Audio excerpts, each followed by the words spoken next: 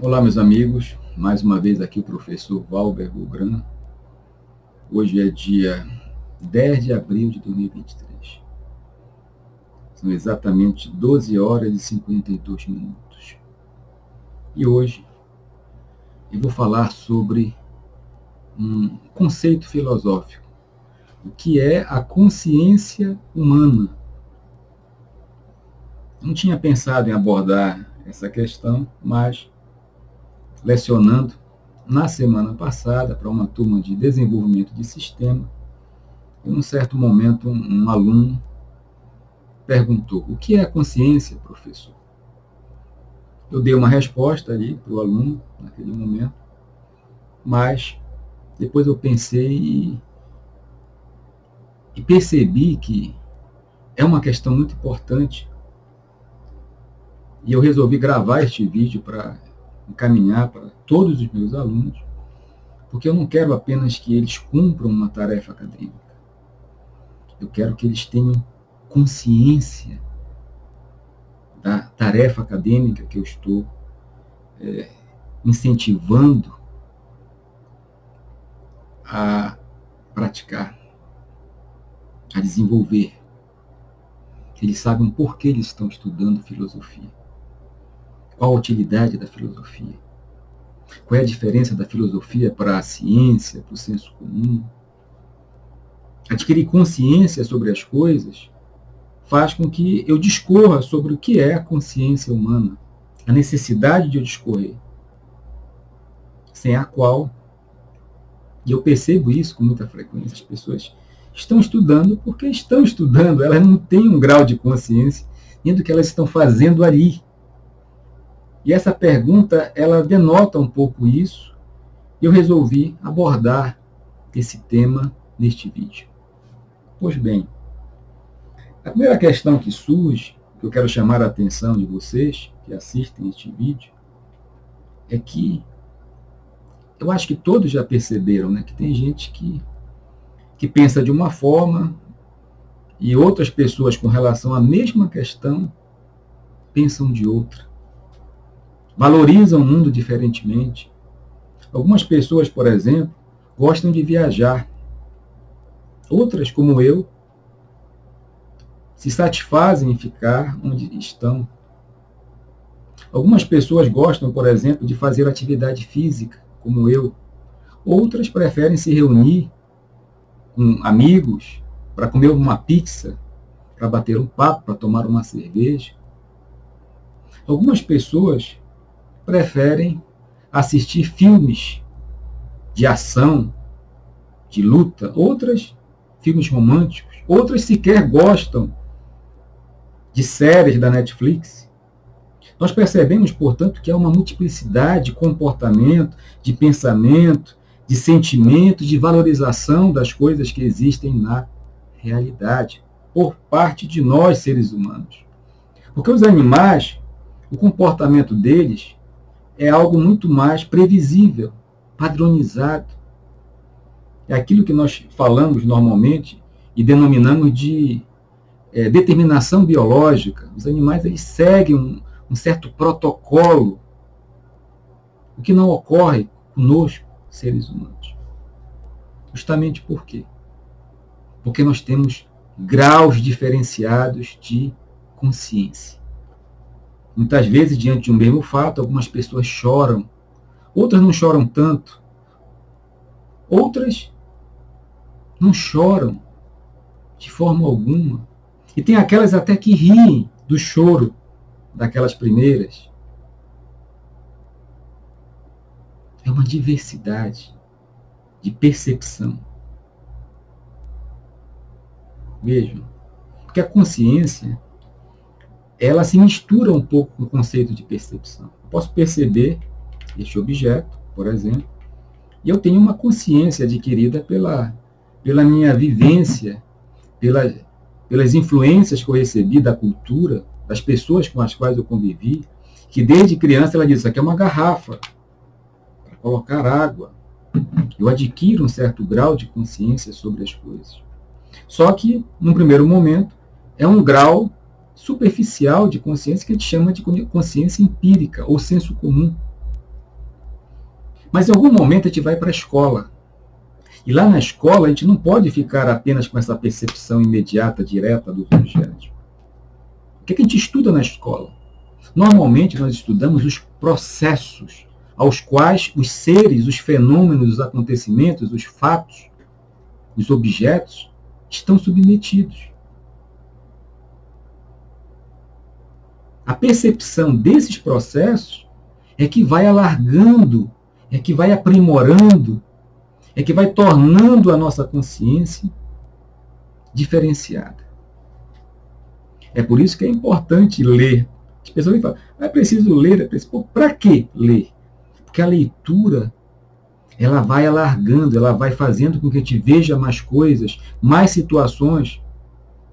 A nossa mente vai processando essas novas informações e vai produzindo novas conclusões, diferenciadas conclusões. E difere uma consciência da outra. Até na forma como nós tiramos conclusões. Que aquelas pessoas que não têm muito acesso às informações, que normalmente são provenientes de leituras, elas processam de forma incipiente essas informações e intuem de forma também bastante precária e, consequentemente, expressam um grau de consciência sobre esses fenômenos aquém daquelas que estão muito mais diligentes do ponto de vista da atividade intelectual. Ora, então nós podemos inferir que existem níveis, graus de consciência. Por exemplo, o aluno chega e vai estudar em geografia o que é uma savana. Ora, uma savana, as pessoas até em nível empírico sabem, né? É um tipo de vegetação que tem em alguns locais e tal. Mas quando a gente chega na escola, o professor ele vai falar sobre o processo. O que é que faz com que uma savana seja uma savana? Ele vai dizer, ó, tem um tipo de vegetação, tem um tipo de clima, tem um tipo de tipos de animais que estão ali que vivem. A questão das mudanças climáticas, papapá. Há uma diferença da savana brasileira para a savana africana. E a cada processo que a gente vai internalizando, que a gente vai recebendo por meio de uma explicação do professor dentro do espaço acadêmico, o nosso grau de consciência vai se modificando. Aí o sujeito entra para estudar direito, a mesma coisa, o que é um crime? Só tem um grau aí de compreensão. Normal, todo mundo sabe o que é um crime. É alguém que pratica um ato que está em desacordo com a lei. Aí o sujeito vai estudar e tal, o professor explica, olha, mas qual é a lei? É a lei estatal, é o Estado quem cria por meio dos seus representantes lá no Legislativo. Aí você vai vendo o processo de construção das leis. E para ser um crime não basta apenas que esteja na lei. Não basta que seja um ato típico.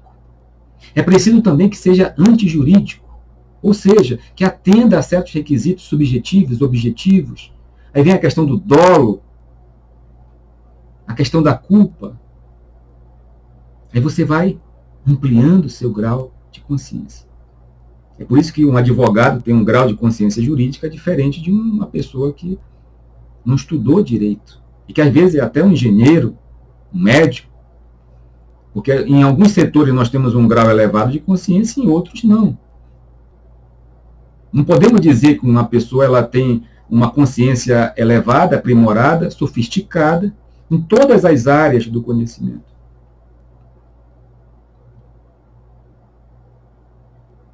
O que nós podemos fazer é tentar ampliar naquelas áreas do conhecimento que mais nos interessam, que são mais importantes para nós, e tentar estudar, se dedicar para ampliar o seu grau de consciência.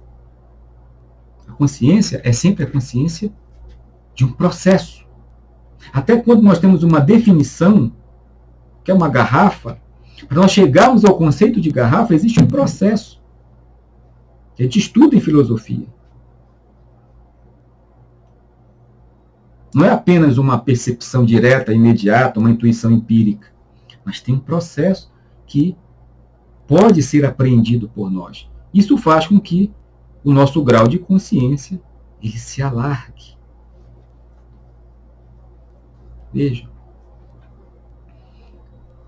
Por que o ensino médio tem tantas disciplinas? Porque alguém, ao elaborar a grade curricular do ensino médio, entendeu que nós precisamos, de alguma maneira, adquirir um certo grau de consciência nesses vários campos da existência humana. Ciência, filosofia. E no programa de filosofia, por exemplo, do ensino médio, do IFPA, que foi elaborado em parte por mim, como professor da disciplina, primeiro ano de estudo o que é a ciência, o conhecimento científico, o que é a consciência científica, que é uma diferença. Eu tento, ao longo do primeiro ano, explicar a diferença que há entre uma consciência empírica, que é superficial, que é confusa, que é atabalhoada, que promove muito mais sentimentos e impressões do que conhecimento, propriamente dito, do que a consciência filosófica e a consciência científica, que são graus mais elevados, que existem métodos que organizam melhor todo esse processo para que se possa ter uma intuição que a gente possa considerar confiável. Todo conhecimento é intuitivo, mas uma intuição não vem do nada, ela vem de um processo de cruzamento de informações e de dados que faz com que a intuição ela possa ter uma maior ou menor verossimilhança, credibilidade. Ora, a consciência, portanto, proferida pela filosofia e pela ciência, é muito mais sofisticada do que a consciência que decorre simplesmente do senso comum. E quando nós compreendemos isso, que existem graus, tipos, níveis de consciência, a gente consegue agir, sentir, valorizar e pensar o mundo de forma diferenciada. Alargar a consciência, portanto, é existir neste mundo de uma forma muito mais humana, porque os animais não detêm essa capacidade. A conduta deles, como eu já disse, é programada, é padronizada. A nossa não é. Todos nós vivemos de forma diferenciada. É por isso que os regimes autoritários, eles não gostam dessa consciência diversificada. Há sempre uma forma de controle, né, de tentar dizer, olha, você não pode dizer o que você pensa, e tem as fake news, tem criam situações para impedir que as pessoas pensem, ajam, valorizem e sintam o mundo diferentemente. Vocês podem ver que em todo regime autoritário há uma padronização. O ser humano ele vai perdendo a condição de humano e vai se animalizando. Não sei nem se essa palavra está correta, mas animalizar. Vai se tornando um ser padronizado. Porque quando nós temos um grau baixo de consciência, nós tendemos a uma certa padronização. Veja. Aí é fácil. A indústria do entretenimento, o campo político, o campo econômico, nos controlar. Nos controlar.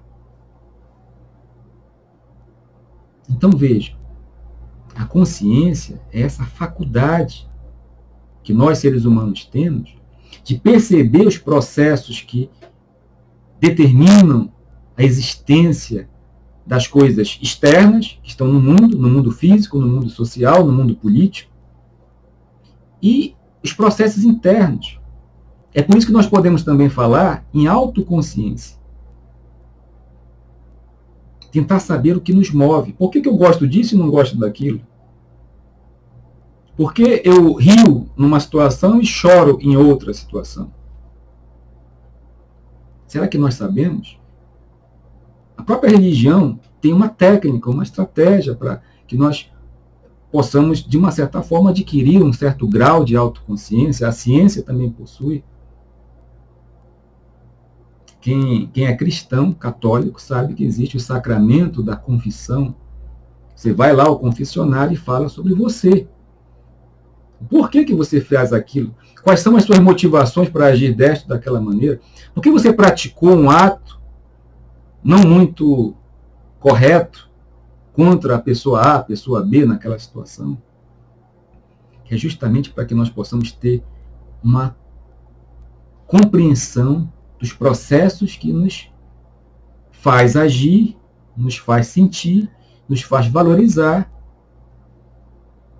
na relação com as coisas e com as pessoas. Algo semelhante acontece no campo científico, na psicologia, na psicanálise, na psiquiatria.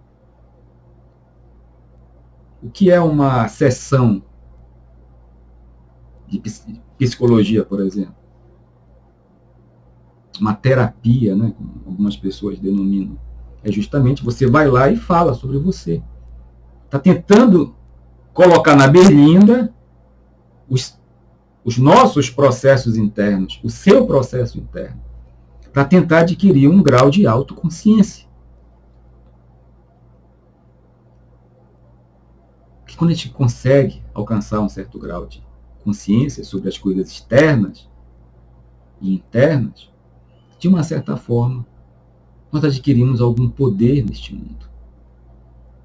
Mas como eu disse no início deste vídeo, o conhecimento desses processos é sempre limitado, é algo que a gente vai alargando, às vezes consegue num campo, não consegue muito bem no outro. E a vida, ela é para quem se dedica à atividade intelectual, é um eterno aprimoramento dos nossos graus de consciência. O único ser que talvez tenha consciência absoluta, plena, total, é Deus. Ele é a consciência absoluta. Nós somos graus infinitamente menores, precários de consciência, e por isso nós nos valemos. Alguns ficam limitados ao senso comum, outros tentam, por meio da filosofia e da ciência, alcançar graus mais elevados de consciência, o que vai fazer com que nós, volto a dizer, pensemos, sintamos, valorizemos e ajamos neste mundo de uma forma diferenciada. Pense nisso, que é para isso que a escola serve, ou melhor, é para isso que a atividade intelectual serve. E se nós temos essa clareza dos níveis de consciência e dos tipos de consciência, porque tem a consciência empírica, a consciência filosófica e a consciência científica, nós alcançamos graus mais sofisticados de existência humana. É isso, pense, reflita e até no próximo vídeo.